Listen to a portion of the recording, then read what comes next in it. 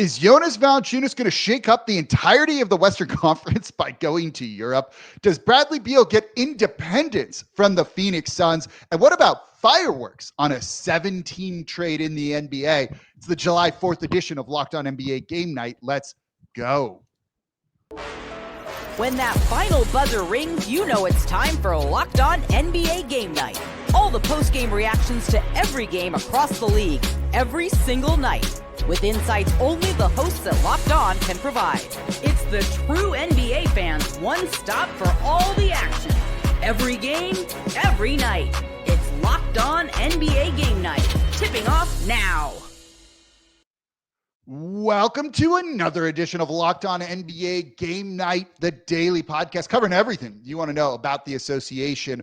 On Fridays, I'm your co-host, Jake Madison, at NOLA Jake on Twitter, and the host of the Locked On Pelicans podcast. And I'm John Karalis, at John_Karalis on Twitter, host of the Locked On Celtics podcast. We appreciate you joining us on the July 4th episode of the show, which I think is actually kind of fun. We're going to talk about Jonas Valanciunas potentially leaving the NBA. Bradley Beal, independence. See what I did there? From the Phoenix I like that. Suns, and then fireworks in a potential 7-team trade, which is kind of crazy to think about. We'll talk about if that actually matters in any capacity here. Today's episode of Locked On NBA Game Night is brought to you by Game Time. Download the Game Time app, create an account, use code Locked On NBA for $20 off your first purchase. So let's get right into this one, John, because I think this is what the potential to be one of the weirdest things we've ever seen in the NBA. And that is Jonas Valanciunas, who has been reportedly traded from the Sacramento Kings to the Denver Nuggets, is considering leaving the NBA to go to Greece and play in the Euro League instead. Mm-hmm. What? What? Right? Like, what? Half a season in with the Sacramento Kings, the dude's like, "Yep, nope, I'm done. Get me out of here." He went from, what was it, Memphis to New Orleans, Toronto to Memphis, to Memphis to New Orleans to Washington to Sacramento, and he's like, "All right, enough." But dude, he was going to Denver. You were there to back up Jokic. Like that is a really good situation. Denver's a great city. That's a great spot. The Nuggets, honestly, there's some debate about how they've constructed their team still, but the depth and the types of players that they had, but they were right there. They gave the Thunder a run. They could have potentially, if a couple of things broke differently, they could have been in the finals. They could have won a championship. And so to have that opportunity to play with one of, if not the best player in the world, and say, you know what? I don't know. I think I'd rather go play in Greece. Look, man, I'm Greek, and I'm like, yeah, you love this, right? You do the same thing here. If somebody wanted to pay me $36 million to go play, I'd be like, this sounds great, man. But 3 years, $36 million is the report from Panathinaikos in Greece, which is a lot of money.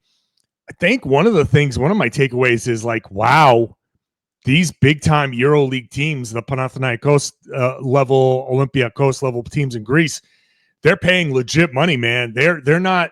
That's not just a place for like Dominique Wilkins to go play out his career like he used to once upon a time.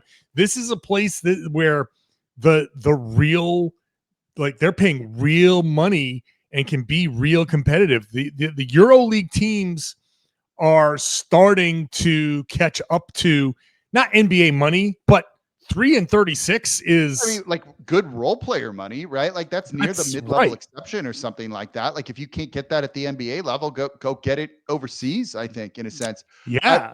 I'm laughing when you mentioned he was going to go play with Jokic. Jonas Valanciunas oddly plays like exceptionally well against Jokic. So maybe now that he was joining his team, he wouldn't have those good performances against Jokic. And maybe that's part of why he was like, well, if I can't play against Jokic at all, I got to get the heck out of here. Right. It's just like, that's my magic touch. I've been basing my whole career earnings on playing against you, playing with you. Like, what does that do for me? No, look, it puts Denver in a bind, right? Doesn't it? It's like big time. Everyone liked their offseason, right? I think they were considered one of the winners of free agency with the way they kind of reshaped their roster. They needed a backup five. They got a very good backup five in Jonas Valanciunas, like consummate professional. This starting there, right? Like this is a huge blow for them and what they were looking to kind of reinvent their roster in a sense. I can't even remember when they had a backup center for Jokic that was going to be as good as Valanciunas. So that's a big loss potentially for them. You can sit there and you mentioned this before the show, like, hey, you get Dario Saric off the books. That was a complete misstep. And so if you work out a buyout, and I would assume that he would give back a fair amount of money. Majority of the money, yeah. In the buyout, because if you're going to go overseas, like I think the whole point of it is to say, hey, my bad. I was never intending to like do this. And from Jonas's perspective, like, I don't think he was being he was thrilled to be playing in Sacramento. So I'm sure his agent was like, let me work on something for you. Oh yeah. We'll get this deal. And then all of a sudden you get traded. He's like, oh, okay. So he also, like, having covered him and knowing him and his family, like, he doesn't like being traded. He's someone who like really very much wants stability with his family. So being traded basically 3 times in a year period is probably not something that he particularly loves. And I wonder if it's just like, all right, I'm done with the way the transaction game goes in the NBA and I want out. It's what I find so interesting about this is had the trade been rescinded, right? We're in the moratorium. It's not official yet. You could have unwound this and that would have been that. And the impact would be massive, because in this deal of sending him to Denver for Dario Saric, that cleared enough room for the Kings to get Dennis Schroeder. And then would it undo that deal? And then how does that impact a team like Detroit all of a sudden with what they're doing? And it's just this kind of big, like the Russian dolls of like one thing, then another. And you're like, oh, wow. But even still, you're going to get some of that, which is what kind of makes this so intriguing. Like, we're leading off the show talking about Jonas Valanciunas when we could easily do LeBron James buyout rumors or something like that. But this is the type of thing. We're not going clickbaity here on Locked On NBA Game Night. If they need another backup center, do they now make a run at Al Horford? And does that impact a team like the Golden State Warriors? Like, this is touching like 6, 7, 8 teams potentially. I think going for Al Horford would be a nice move for them anyway. Yeah. So, like, honestly, this might work out well for Denver. They're cost conscious. So you got Valanciunas, you got off of Saric. So you still end up getting off of Saric. If Valanciunas gives back a lot of that money in a buyout, you'd almost have to give all of it, right? Like, I would imagine if he's trying to favors here. Yeah, why would they? And so, okay, fine. We'll let you go. We'll just give back the money. We'll let you go play in Greece, whatever, no problem. You turn around, you give Al Horford what, taxpayer mid-level at the most, $5 million or so. And Horford, listen, I've watched Al Horford up close for many years now in Boston. You want Al in your locker room. You want Al on the floor. He's gonna really, when you talk about Nuggets losing the non-Jokic minutes, Horford is actually going to help you not lose those as badly. You might actually win a few of those minutes because Horford knows how to play the game. He's still very good. He can still hit shots. He's a great passer. He's a great facilitator still at his age. So you can save a fair amount of money. You can pay him the taxpayer mid-level or somewhere between that and the veteran minimum. Well, I think they have access now to the non-taxpayer mid-level. If the trade goes through and Jonas just gives them all his money back and you're getting Saric's contract off the books, I think that gives them the 14.1 non-tax. Like, they have that would mean that door for them to do a ton of stuff. You can get Al Horford and then go get somebody else. And depth has been the number one problem for Denver. Like, you have some good players, but you don't have enough good players. So honestly, from a Denver perspective, if this works out the way we're talking about, this actually could work out great. It's just a matter of, does Al Horford, if you can get Al Horford and pry him away from what seems to be a fait accompli about going to Golden State, if you can get Al, then that actually would be a really nice kind of landing spot, considering that this is like a very kind of wild, crazy rug being pulled out from under the Nuggets. It also kind of throws things into, I don't want to say chaos for the Golden State Warriors, but all of a sudden kind of leaves them a little bit more uncertain than they've kind of had a quiet, uncertain offseason. It's really interesting. Just one domino in Jonas Valanciunas falling, and it's impacting multiple teams around the league. We'll see what ends up happening here, but this is something that certainly is going to impact the Western Conference playoff race in some capacity next season. Let's talk about another guy maybe leaving his team, Bradley Beal. Could the Phoenix Suns buy him out? How would it work? Let's look at that because I think that's kind of interesting. That's coming up here next in today's episode of Locked On NBA Game Night.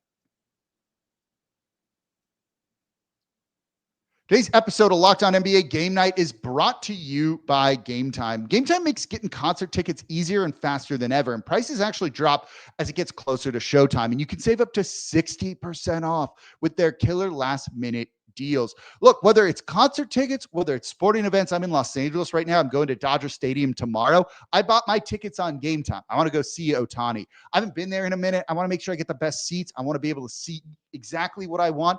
I can do that with the panoramic seat views on Game Time, so you know exactly what you're buying with no surprises. And the Game Time guarantee has your back. Whether the tickets drop, whatever it might be, you're getting the best deal possible. So take the guesswork out of buying concert tickets, show tickets, sporting event tickets with Game Time. Download the Game Time app, create an account, and use code LOCKEDONNBA for $20 off your first purchase. Terms apply. Again, create an account, redeem code LOCKEDONNBA for $20 off. Download the Game Time app today. Last minute tickets, lowest prices guaranteed. And thank you for making Locked On NBA Game Night your first listen today and every day. We are here still 7 days a week covering everything going on around the association. For your second listen, though, go just check out Locked On NBA. Matt, Hayes, they're all covering everything over there where that you want. And Doug, too, I shouldn't forget about him, kind of the host there, covering all of the big stories just like us here. We got all the coverage in the NBA offseason, part of the Locked On Podcast Network, your team every day. All right, let's keep the independence theme going here, John, and that is Bradley Beal. The Phoenix Suns still need to figure out what the heck they're doing, but I've seen some rumors floating around that maybe, just maybe, they could agree to a buyout with Bradley Beal. And I talked on Locked On Pelicans about stretching and waiving a guy because I hadn't really seen that happen in a minute till the Damian Lillard news, which was just straight up shocking to me. But the Phoenix Suns are not allowed to stretch and waive the Bradley Beal contract with how much money he is owed. There's actually a cap on how much dead money you're allowed to keep on the books. And because they stretched and waived EJ Liddell and Nasser Little, they're over it, that amount, if they were to try and stretch and waive Damian Lillard. But the way that they could do it is by buying out Damian Lillard. And I think there's some misnomers about what an NBA buyout is. It's not the team buying out a player. It's the player giving money back to the team, thus reducing their cap hit. If you were to reduce Bradley Beal, he's owed about $110 million left over the next 2 years. It's a player option the second year. If you get that number down to $90 million, he gives back $20 million. You can then stretch that over 5 years and it becomes legal for them. So is that a smart move? Is that a realistic move for the Phoenix Suns? God, no. That's terrible. So what does that work out to be per year? Like it's about like call it 18 million. If it's a $90 million buyout and you stretch that over 5 years, it's about $18 million per season of dead money just from him.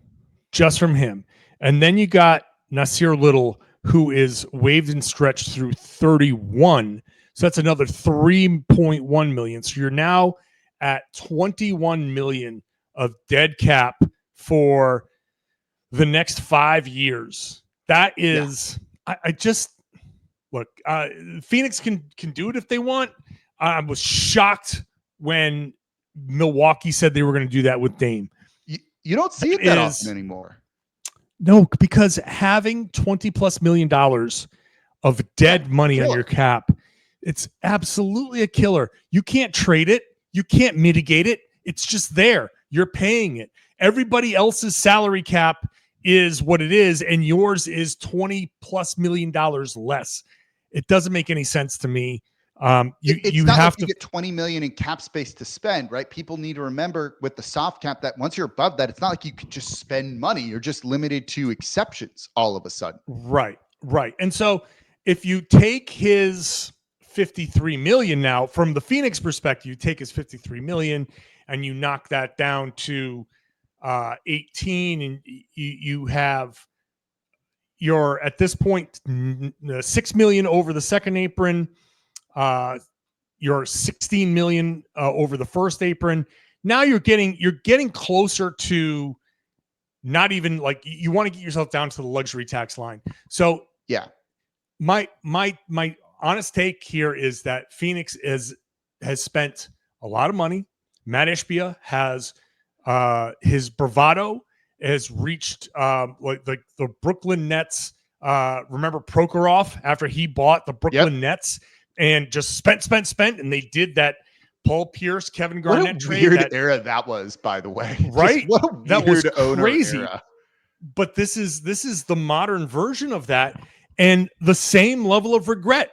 Big brash owner comes in and says, spend, and you do it indiscriminately. You do it without worrying about the fit for your team. And now it's like, oh God, cut.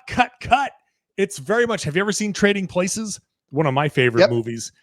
At the end, it's like, sell. Yeah. It's like you screwed up the frozen concentrated orange juice market. Now you're going completely broke. They're going to sell your seats on the exchange. This is what Matt Ishbia is facing. To me, it reeks of desperation. And they're going to give Devin Booker $70+ million to stay per year over an extension. And even by the end of that, I don't even know how they climb out of the hole that they've dug. This is a bad situation for Phoenix. It's weird. My question to this too would be, why would Bradley Beal even do that? Why would he give $20 million back if he doesn't need to do that? You know, by all accounts, he doesn't want to leave them. His family's there. He likes having them there. You know, 20 million of the 110, it's not like he's giving half of it back where you'd be like, he's never going to give 50 million back. But I don't know. This is a dude who's an excellent bag casher, right? Like, why would he give $20 million back? Normally, if you're going to agree to a buyout, you have another team lined up, but I'm sure there's a team that's going to be interested in Bradley Beal, but is it going to be the $20 million? Probably not. Like, he'd end up losing some money in this deal. It's in a buyout situation. It seems like. I think you can talk yourself into, well, 20 million by the time we take out the taxes and the fees and I got to pay my agent and all that other stuff. It's not really 20, it's less than 10. And, I've made so much that I can take this money from this team, and at least it's a team that wants me. And because you've gotten the buyout, that matters. Phoenix still has to pay him whatever money is left over. So you're right. So you're still getting paid a ton of money. So if you go to whatever team it is at this point, it doesn't even matter what team it is. Could pick a bottom feeder.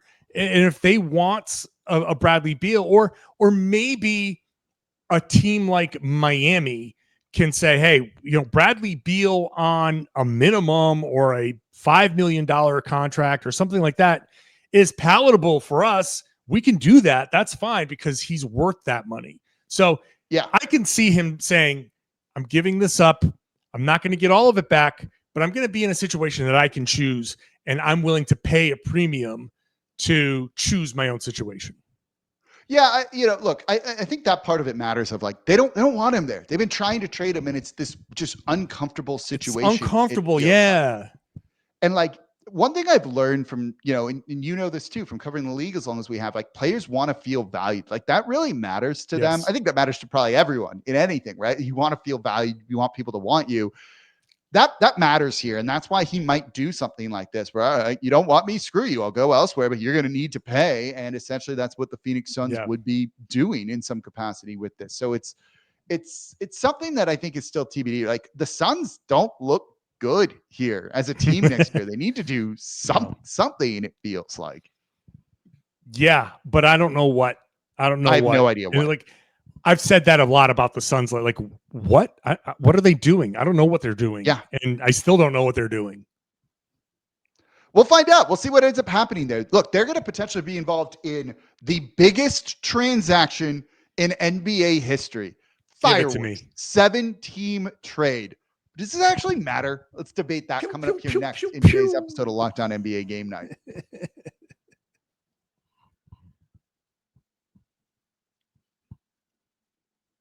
And thank you for making Locked On NBA Game Night your first listen today and every day. We are still here 7 days a week. You can't get rid of us. There's too much to talk about in the NBA Like with all the cockroaches. trades, Can't get crazy rid of us. offseason we're happening here. So make Locked On NBA Game Night your first listen today and every day. For your second listen, maybe make it Locked On Suns and what the heck is going on in the desert here. That's probably what I'm going to put on next. All right, John. There's the trade between the Phoenix Suns and the Houston Rockets to send Kevin Durant there. But according to The Athletic and Fred Katz over there, it might get expanded to 7 teams. Why don't we just throw the Atlanta Hawks, the Brooklyn Nets, the Golden State Warriors, the Los Angeles Lakers, and the Minnesota Timberwolves into this deal, making it the largest trade by teams in NBA history, topping the 6-team trade that was made last year with Klay Thompson going to the Dallas Mavericks. We love to play. I mean, I was not prepared, and let me get the music here. Real or fake on Fridays. There it is. Is this real or fake? Just ask John and Jake. All right. Real or fake, John? A 7-team trade is awesome and matters. 17 trade is awesome. That is real. Just because it gives validation to all of the online social media who says no, trade machine monsters who keep sending out 17 trades. Now I can't be like, dude, this never happens. Stop sending this to me. It happens. Does it mean anything? You know what? Actually, I'm going to say that is legitimately real, that it means something, because to me, when I see a 17 trade come together, I'm seeing front offices kind of realizing like, oh, we can maybe come up with this traded player exception. We can come up with this creative way to not incur this particular penalty. I don't know what the whole structure is, but maybe teams can create these little tools, little assets, little something here or there where you're like, hey, I didn't have this.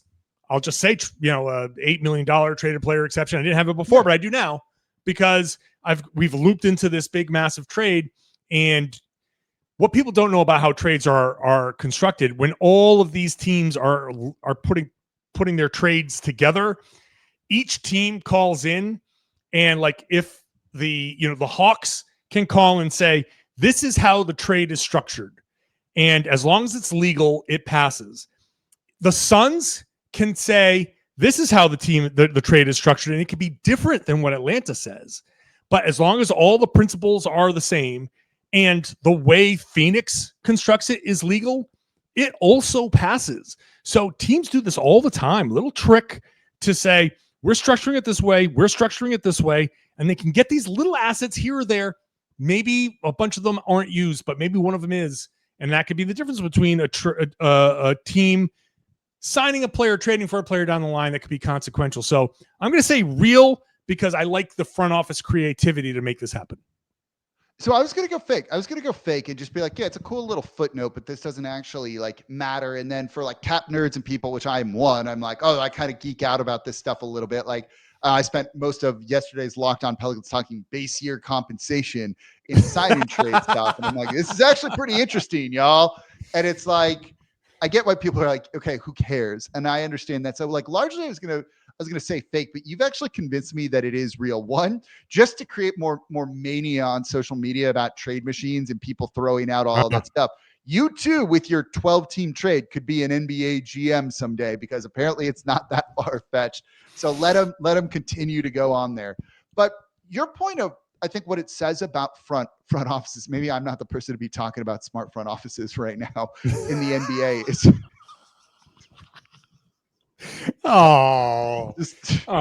hold on. There's like we got to pause the podcast so I can give Jake a hug, a little virtual hug. Oh, Jake, I'm sorry, hate it buddy. As much as a lot of other people hate what the Pelicans. I'm sorry. I mean, I had to get that joke in there in some capacity. Wow, that got real. We got dark on 4th of July here. Right? We're gonna have a beer in a second. I'm gonna be like the dude crying as he's watching fireworks later and everything. Like, why are you sad? It's a wonderful day. We're going to have to wrap up the show soon.